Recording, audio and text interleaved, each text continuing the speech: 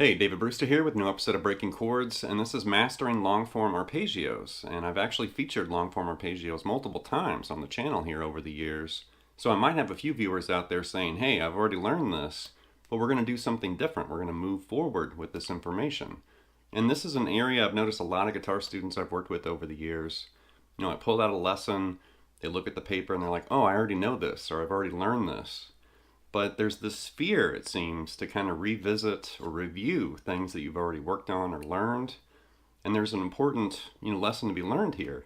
Because as your knowledge and ability and understanding of music improves, that means when you go back and revisit something you've already tackled, you might view it in a different way. You might pull new information from something old. So it's always a good idea to kind of step back, review something, and then try to push it a little further forward, which is exactly what we're going to do here. So get ready, buckle up.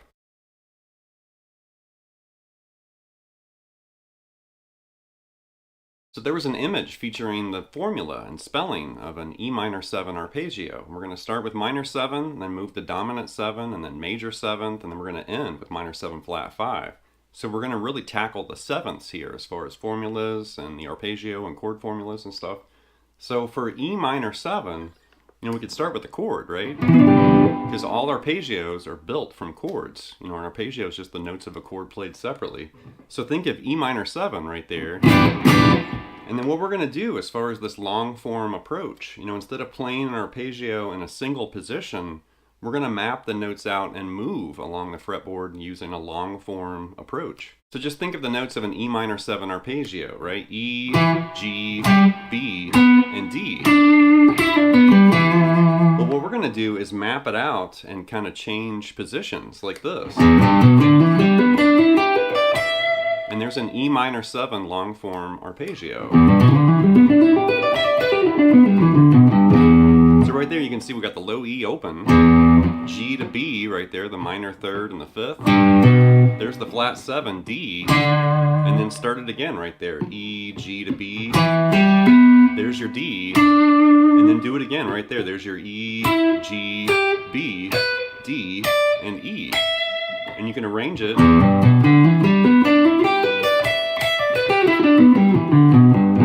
Something like that.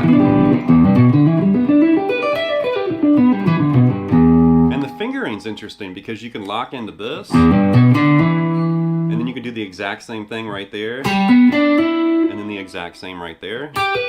And you can see the fingering right there, index, pinky, middle, pinky. And then you're doing index, pinky, middle, pinky again. And then index, pinky, middle, pinky again. Now if you don't like doing it that way, leading with your middle finger, you can also adapt it to where you're using your index finger for the shift. Something like that. At the end, you may actually want to revert back to that middle finger. Like that. That's usually how I come down right there. Using my index and middle finger there.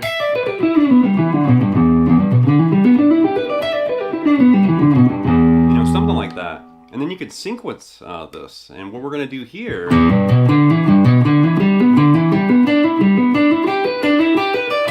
going to do something like that.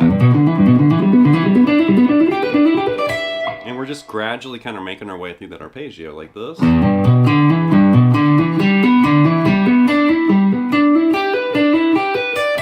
that gives it kind of a musical, sequence you can apply to it.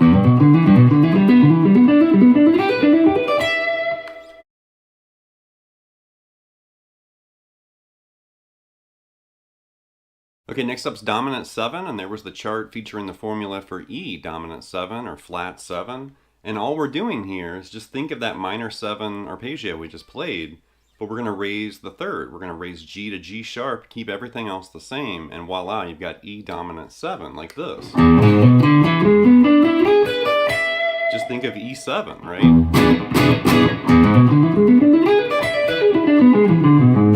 So there's E, G sharp, B, D, and then you start it again. E, G sharp, B, D, E, G sharp, B, D, and E, right?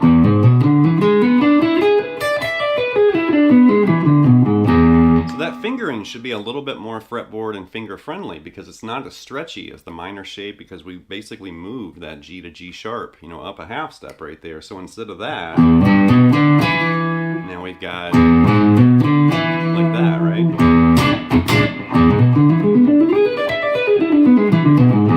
And these sound really interesting. You've got this, you know, wide intervallic, you know, arpeggio flavor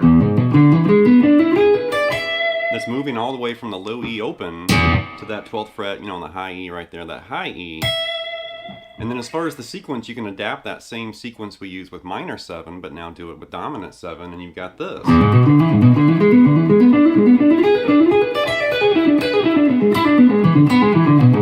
know, something like that. The same idea that we had here.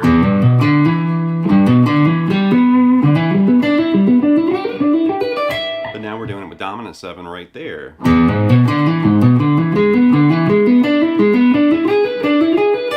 And you may notice it leaps and jumps a little bit differently than the minor 7 version, because you've got this like that, then you got to go back, and then you got to jump up and then go back. So that one definitely feels different compared to the minor 7.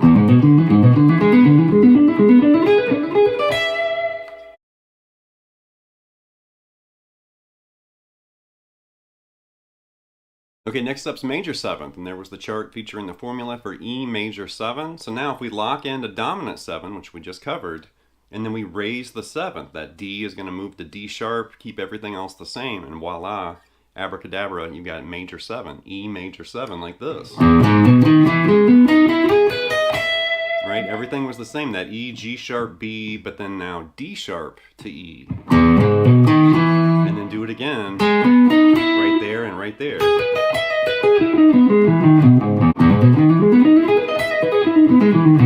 And I love major 7 arpeggios. That has a great sound.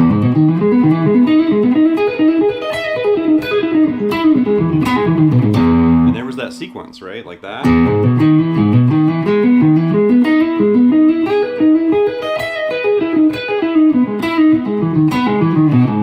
It's got a really nice modern flavor to it. And I love playing with major 7 arpeggios. They have a really cool sound.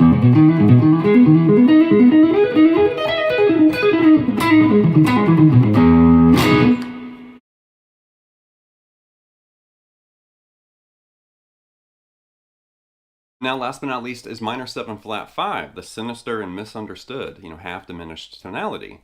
You know, the arpeggio that destroyed Cleveland. Okay, maybe that's not true, but it is sinister. Maybe just not quite that sinister. But E minor 7 flat 5, let's go back to minor 7 where we started. Right? Think of E minor 7, we're going to lock onto that, but then we're going to lower the 5th. That's where the flat 5 comes in. So now E minor 7, but we have a flat 5. Right? So now think of the minor 7 arpeggio we had here. And all we're going to do is just change B to B flat, and you've got it. Now this is going to create a weird kind of feel as far as the fingering. It doesn't really seem as streamlined as the other three that we've already looked at because of that weird flat 5 kind of intervallic jump. But here we've got, you know, E, G, and B flat, and then that D and E. So that's how I'm fingering that right there. You know, index and third, and then middle and pinky. And then basically do the same thing right there. And then the same thing right there.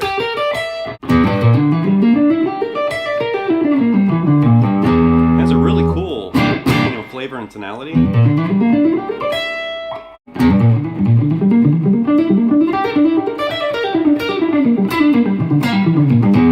as you can see, you can sequence that too, even though it's trickier, it's stretchier, and the fingering's not really as uniform.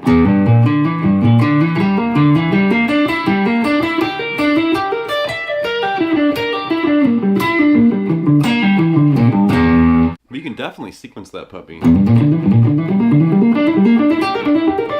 And it's really interesting because your fingering's going to change depending on where you're at.